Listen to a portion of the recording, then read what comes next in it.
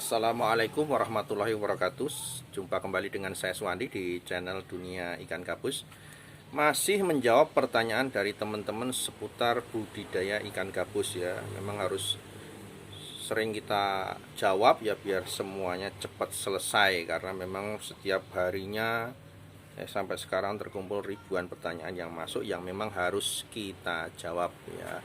Teman-teman yang belum saya jawab pertanyaannya sabar ya, pasti semuanya nanti akan saya jawab ya.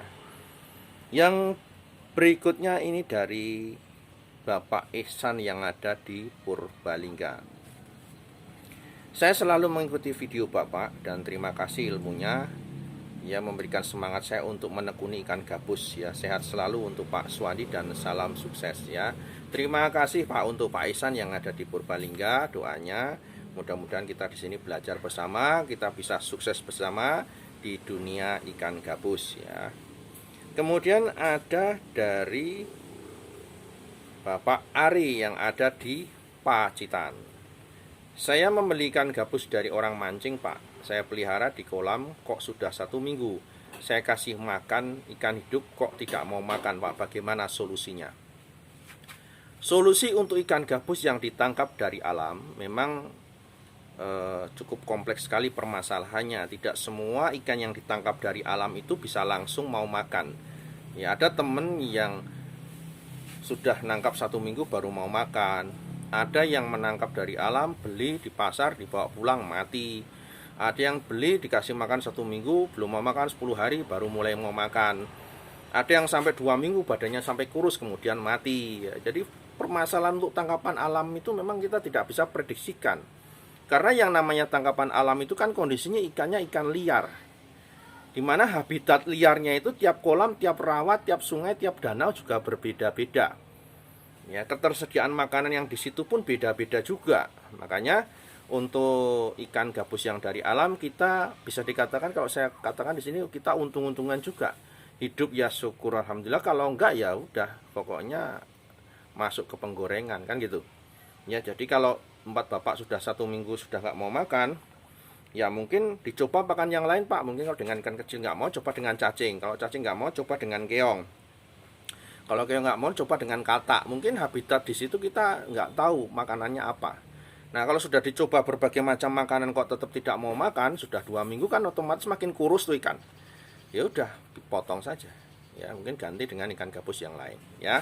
Dengan Pak Ari silakan nanti bisa di eksperimen lagi ya. Kemudian dari Bapak Rudi di Majalengka, saya 1 bulan yang lalu membeli bibit ikan gabus Pak di daerah Cilacap sejumlah 3.000 ekor.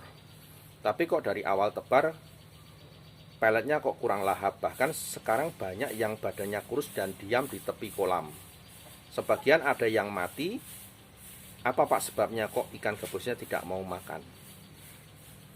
Untuk benih ikan gabus yang tidak mau makan saat kita membeli itu tergantung dari yang penjual, produsen benihnya. Ya, jadi tergantung dia ngajarinya si empunya ini dulu awal-awalnya bagaimana. Ya, istilahnya garansi pun kita harus minta kepada si penjual. Pak sudah betul-betul makan pelet? Sudah. Kalau nggak makan pelet kembalikan. Kalau memang ada garansi atau perjanjian di situ. Kalau Bapak sudah membeli kemudian dikasih makan pelet tidak mau makan, otomatis yang di tepi-tepi kolam itulah salah satu korban ikan gabus yang tidak mau makan pelet. Itu kepalanya besar, badannya miting nek cara wong Jawa, kurus di tepi-tepi kolam dia. Cuma geleng-geleng begini aja, tinggal nunggu ajal saja. Ya, itu disebabkan, kalau Bapak tanya apa sebabnya, karena dia kurang makan. Saat mengajari pelet itu belum waktunya, itu sudah dilepas. Jadi kalau orang ngajari pelet kan ada ini yang dengan cacing dulu, kemudian nanti setelah cacing nanti berubah menjadi pelet. Nah, proses peralihan ini yang kadang sering kaget. Ya, peralihannya tidak berjalan mulus ya, tidak melalui prosesan tahap. Kemudian ada yang dicampur antara ikan gabus dengan nila ya kan. Itu juga kadang hasilnya juga tidak bisa maksimal kalau memang orangnya terburu-buru untuk segera menjual. Baru diajari 2 hari sudah dijual. Di perjalanan stres, bawa pulang tambah stres, tambah nggak mau makan. Nah, jadi untuk benih yang Bapak beli ini memang kita harus jeli Pak mengamatinya ya, betul-betul sudah makan pelet atau belum. Nah, itu caranya Pak untuk memperbaiki solusi yang sudah Bapak alami saat ini adalah yang kurus-kurus tadi kalau memang bisa atau dikuras semuanya, dipilih yang kurus-kurus yang tidak mau makan pelet, dikumpulkan. Kalau dulu tanya pada penjualnya itu pembeli makanannya apa dulunya. Dulunya kalau menggunakan cacing, lanjutkan dengan cacing. Jadi yang kurus tadi dikumpulkan, kemudian diajari menggunakan cacing. Diajari cacing lagi, sudah mulai gemuk lagi, yang mau makan pasti mati.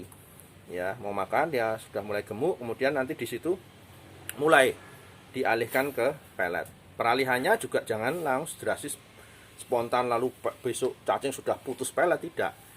Peletnya dicampur dulu dengan cacing, campur dulu sedikit, kasihkan. Setelah dia mau makan cacingnya habis, peletnya habis, mulai dikurangi cacingnya sampai betul-betul murni di pure semuanya menggunakan pelet ya.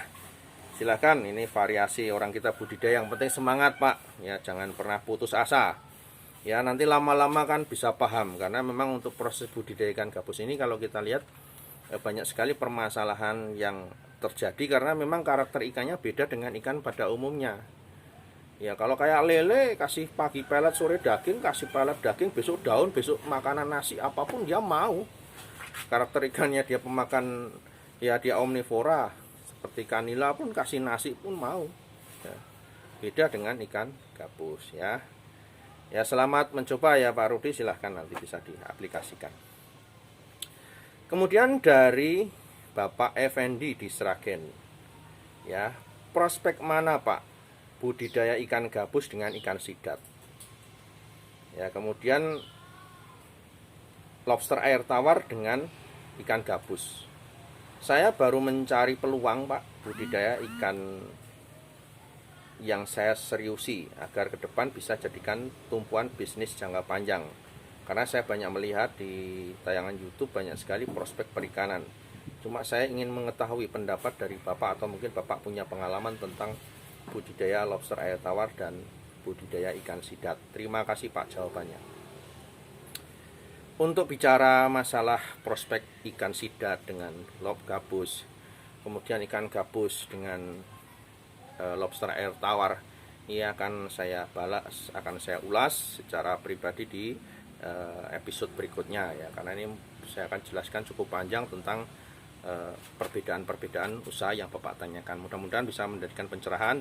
Ikuti terus Pak di channel berikutnya, saya akan jawab pertanyaan Bapak ya. Ini pertanyaan dari Bapak siapa tadi ya,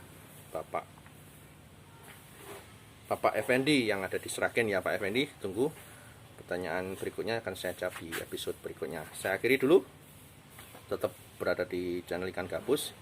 Assalamualaikum warahmatullahi wabarakatuh.